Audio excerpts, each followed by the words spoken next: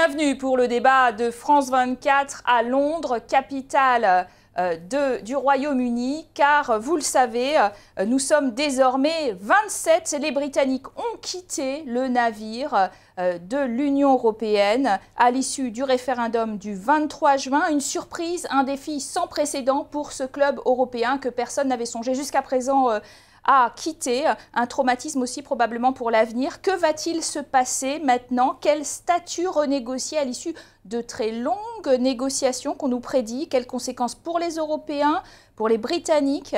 Nous poserons la question à nos invités du jour. Charles Tannock est en notre compagnie. Il est généralement plutôt à Bruxelles et Strasbourg car il est député européen. Son sort se joue aussi beaucoup aujourd'hui. Charles Tannock, vous êtes conservateur et vous avez fait la campagne du In. Alors face à vous, du même parti conservateur, mais qui a fait la campagne du Out, Anne-Marie Trevelyan, bonjour. Bonjour. Députée nationale cette fois-ci, et vous nous expliquerez effectivement comment vous êtes arrivé dans ce camp des vainqueurs du jour. Et puis, vous êtes aussi en compagnie de Tom Brake, bonjour. Bonjour. Qui, pour les libéraux démocrates, donc député national, évidemment a fait la campagne du In. Je dis évidemment puisque c'est un parti qui traditionnellement est très europhile, l'un des plus europhiles de la classe politique britannique. Oui. Alors, une surprise déjà, que ce résultat final, et comment vous l'interprétez, Charles Tannock? Moi, je suis très déprimé. C'est une catastrophe, à mon avis, pour mon pays, pour la sécurité et la prospérité du Royaume-Uni. Moi, j'étais un peu surpris parce que moi, je représente Londres.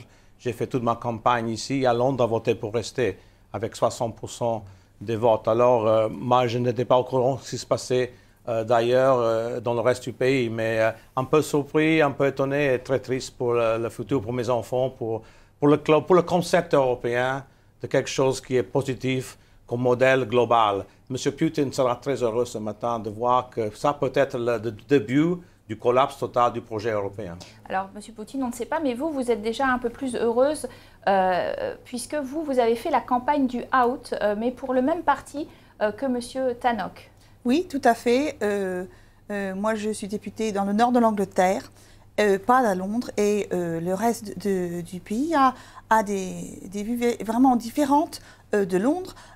Ça a été important depuis longtemps, des questions d'immigration, de contrôle de notre pays, le sens que l'Union européenne avait trop de pouvoir au-dessus de nous, des communautés où ces forces étaient trop grandes. Et ce qu'on a vu hier dans le vote, c'était vraiment dans le Nord, partout dans le Nord de l'Angleterre et aussi au Pays de Galles, une voix vraiment forte disant on veut reprendre le contrôle de notre pays et pouvoir avoir une relation amicale avec l'Union européenne, les pays d'Europe, mais que pour nous, pour cet énorme groupe de voteurs, c'était plus maintenant d'avoir ce contrôle venant de l'Union européenne. On veut reprendre notre trône ici. Alors, Tom Brake, vous, je le disais, les libéraux démocrates, toujours plutôt pro-européens. Est-ce que ça a été une surprise pour vous que ce vote, et comment vous l'interprétez? Non, ce n'a pas été une surprise et je vais vous expliquer pourquoi. Notre Premier ministre et les politiciens du Parti conservateur, pendant les dernières 30 années, ont attaqué l'Union européenne.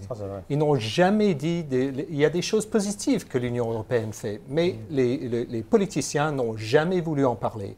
Et donc, quand le Premier ministre décide, il y a 4 mois, de dire, en fin de compte, l'Union européenne, c'est une bonne chose, bien sûr, ça allait être très difficile pour convaincre le peuple britannique que ce qu'il a dit pendant 30 ans, maintenant, ce n'était pas vrai. Ce qu'il dit maintenant, c'est ce que les gens doivent croire.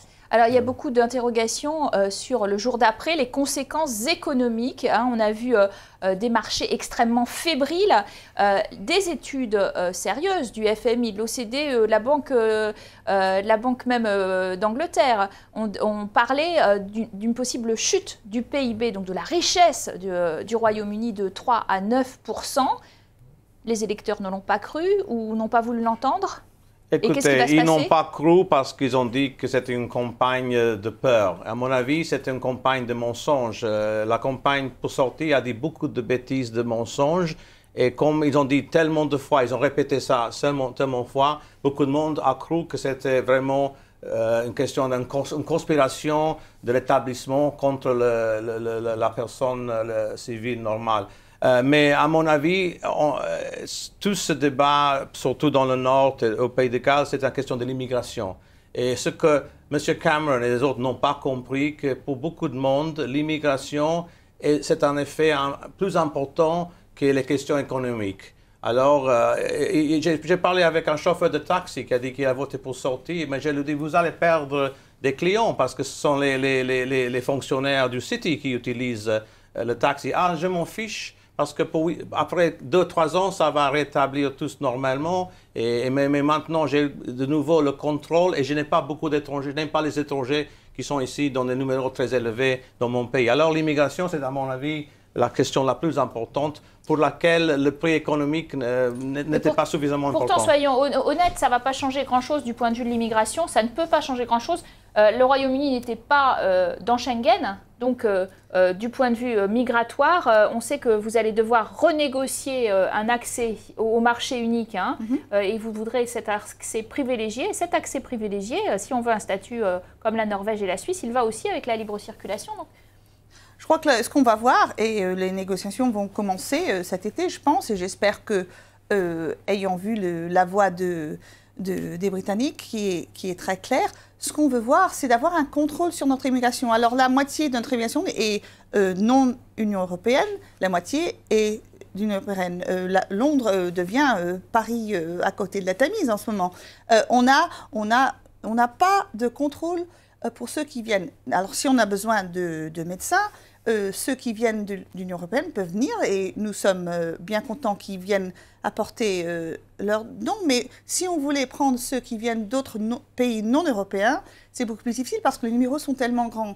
Et partout dans le pays, ce qu'on veut voir, c'est ce contrôle pour qu'on puisse, nous, les Britanniques, décider ce qu'on veut, comment on veut le faire et que du côté économique, qu'on fasse vendre nos biens et que les Français et les Allemands vendent chez nous, ça va continuer parce que c'est pas l'Union européenne qui décide qui veut acheter quoi, en fait. On espère avoir ça va continuer, vous dites, Tom Brake.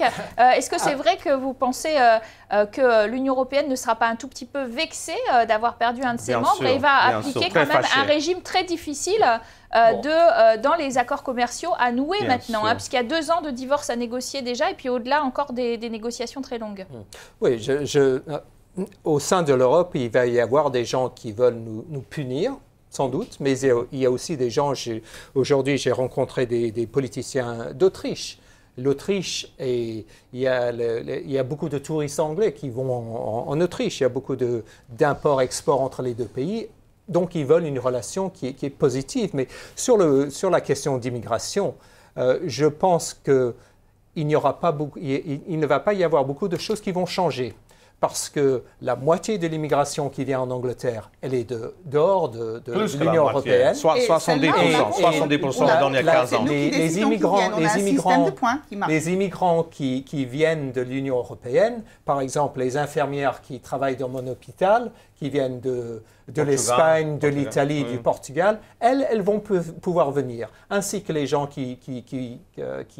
les techniciens, par exemple. Donc, je pense que d'ici 5 ans, même avec un style australien d'immigration, je pense que le nombre de gens qui viennent en Grande-Bretagne ne va pas beaucoup changer. Et je me demande bien si M. Farage, il a expliqué ça. Non, il n'a pas expliqué. Quand il visitait... M. Hannan a été très déshonnête. Il est allé dans les mosquées, il a promis qu'on va substituer les immigrants du Polonais pour les Pakistanais. Il a dit librement qu'on va avoir un nouvel deal avec le Commonwealth pour remplacer les Européens avec ceux du Commonwealth. Il a dit ça, M. Hannan. C'est pour pouvoir décider nous-mêmes. Je crois que le pays en a assez d'avoir ces mouvements dont on n'a pas de contrôle. Je suis tout à fait d'accord. Si le numéro, on a besoin d'infirmières, mais ce n'est pas forcé qu'elle soit espagnole. Elle pourrait être américaine, elle pourrait être canadienne, elle pourrait être... ce qu'on veut, c'est que nous, on puisse avoir... Mais c'est pas réciproque, ça. Vous parlez des Américains, vous parlez des Canadiens, on pense aussi au président chinois. Ça sera notre système. Ce sont ceux qui sont intervenus dans la campagne pour dire que finalement, eh bien, eux souhaitaient que la Grande-Bretagne reste dans l'Union européenne. Pour être influente dans le monde, il fallait qu'elle reste dans un club influent où elle pouvait avoir un pouvoir de décision. C'est gentil de leur part de nous donner leur commune, mais la raison, c'est que on est la cinquième plus grande économie du monde. Aujourd'hui, on est la sixième. Parce que la France depuis hier. Voilà. Alors, on attend que tout se remet un petit peu, que les troublements de terre se passent, ça va passer, ça risque d'arriver. J'espère que tu as raison. Moi aussi, mais j'ai grande confiance dans notre pays. Et je crois qu'aussi, il y a un sens de positivité, un sens de vouloir se remettre au centre global plutôt que d'être coincé dans l'Union européenne où nous n'avons pas notre voix, nous ne sommes qu'une voix en 28. Alors, on a commencé à aborder cette question de qu'est-ce qui va se passer maintenant? C'est-à-dire qu'on sait que l'article 50 des traités prévoit en effet une longue renégociation, un divorce en 2 ans déjà, et puis quel statut va être donné à cette Grande-Bretagne hors de l'Union européenne? Alors, on a entendu le camp du Brexit expliquer que ça allait être aussi favorable que dans l'espace économique européen, c'est-à-dire pour la Norvège, mais là encore, ça va avec la libre circulation des personnes, donc c'est peut-être pas très acceptable. Ou que la Suisse... Ça, c'est une fantaisie complète. Alors non, ce n'est pas possible parce qu'ils ont vaincu, ils ont gagné ce référendum à cause de l'immigration. Et le modèle norvégien donne le droit de libre circulation aux citoyens. La Norvège a plus d'immigrants européens per capita de ce qu'on a ici au Royaume-Uni, de l'Angleterre. Alors c'est complètement ridicule d'avoir un modèle norvégien dans lequel on paye une grande contribution et on ne fait pas partie de la... on paye toujours une contribution à l'Union européenne. Sans influencer la législation. Ça, c'était aussi un argument de campagne. 11 milliards d'euros par an. Si on parle de la contribution nette du Royaume-Uni au budget européen, ça c'est quelque chose qu'on va, et Madame parlait de souveraineté nationale, qu'on va récupérer pour utiliser comme on le souhaite. Ils ont dit bêtise, non, mais les 350 millions de livres par semaine, ça a été dépensé plusieurs fois, ça allait être pour la santé publique, ça allait être pour les fermiers, pour les universités, pour réduire le coût du fuel. Et donc, ça a été dépensé beaucoup de fois. Le numéro n'était pas correct. Ce n'est pas 350 millions par semaine qu'on donne à l'Union européenne. C'est 270, en fait. Alors ça, il y a eu de grandes querelles de chiffres. Même le chiffre n'est pas correct. Moi, j'ai envie de vous demander, en effet, qu'est-ce que vous attendez comme statut et comment vous anticipez la réaction de ces capitales européennes dont on sait bien que finalement, elles ont peur que derrière, eh bien, si on est trop gentil, comme vous dites, on va être gentil parce qu'on est un grand pays, mais si on est trop gentil, est-ce qu'il n'y aura pas d'autres velléités de partir? Est-ce que ça ne va pas déclencher un effet domino? Et ça inquiète beaucoup, vous le savez bien, Paris et Berlin, par exemple. Tout à fait, mais la question là, c'est vous la donnez vous-même, c'est pourquoi aurait-on peur? Pourquoi, si le projet européen marche bien pour les 27 autres pays, pourquoi le centre aurait peur que tout va tomber en ruine? Il faut vraiment que l'Union questionne si le modèle est le bon modèle pour continuer dans les... Écoutez, quand j'ai fait la campagne, personne n'a jamais parlé de la souveraineté nationale. Mais moi, je parle des autres pays. Non, mais c'est la même histoire dans d'autres pays, en Hollande, en Suède. C'est toujours la question de l'immigration, et surtout l'immigration qui n'est pas européenne, l'immigration qui vient du Moyen-Orient. C'est ça qui donne le pouvoir et le vote à l'extrême droite qui veulent sortir de l'Union européenne. Ça n'a rien à voir avec l'idée de faire partager la souveraineté. Ça risque de donner des ailes aussi aux plus eurosceptiques en Europe. Ça, vous parlez du Front National de Marine. Du Front National, de Wilders en Hollande. C'est toujours l'histoire de l'immigration. Et malheureusement, je pense qu'aujourd'hui, la Grande-Bretagne est un pays qui est un peu plus petit, un peu plus insulaire et un peu moins tolérant. Quand on voit M. Farage qui est content d'avoir derrière lui un poster avec des réfugiés, et il fait peur, il dit que tous les Turcs vont arriver demain en Grande-Bretagne. Quand on a cette mentalité, c'est vraiment dangereux. Mais lui, il fait un petit groupe des voix qui ont été mises hier dans le vote. Et la question, c'est que si le modèle ne marche plus pour nous, mais si les autres pays de l'Union sont contents avec le modèle, il n'y a pas de risque. Et s'il y a des questions, le modèle ne marche plus, que ce soit l'immigration, que ce soit le contrôle des lois, bon, il faut quand même que l'Union se demande si ce modèle marche et que ça se remet en marche, que nous aidons faire ces changements. Moi, je veux bien que les autres pays le font aussi. Alors, l'une des pertes d'influence qui est évidente, assez immédiate, dans les 2 ans qui va venir. Alors, je rappelle à nos téléspectateurs que la Grande-Bretagne devait prendre la présidence tournante au 2e semestre 2017 de l'Union européenne. Elle va probablement y renoncer, bien sûr, oui, puisqu'elle est dans un processus de sortie. Oui. Dans ce processus de sortie, elle va perdre son commissaire européen, elle va perdre ses 73 députés européens Bien dont sûr. vous faites partie. Tu es au chômage? Oui, je suis en chômage, oui, c'est la fin de ma carrière. Oui, c'est très triste parce que le Parlement européen a apprécié beaucoup notre présence parce qu'on est très actifs dans le Parlement. On est des parlementaires très sérieux. On y va toujours. Beaucoup des autres pays ne prennent pas leur métier tellement sérieusement comme les Anglais. Et le bizarre de tout ça, que l'anglais va rester la langue de travail du Parlement, même sans les Anglais. Ça, c'est le plus bizarre de tout ça. Nous allons aussi perdre une influence d'un point de vue global. Et c'est pour cette raison, je pense que les Américains, les Australiens, les Nouveaux-Zélandais ont tous dit nous devons rester dans l'Union européenne. Tout le Commonwealth, toute l'anglosphère a dit ça. En tout cas, les Britanniques ont dit out. Merci à vous d'avoir très bien illustré les interrogations de ce divorce à l'amiable ou divorce difficile entre le Royaume-Uni et l'Union européenne.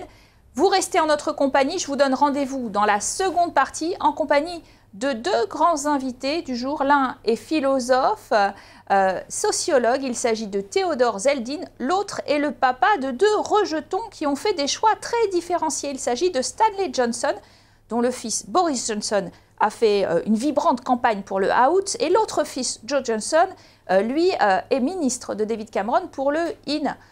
Une position très difficile, mais qu'il va défendre dans quelques minutes, juste après la pause.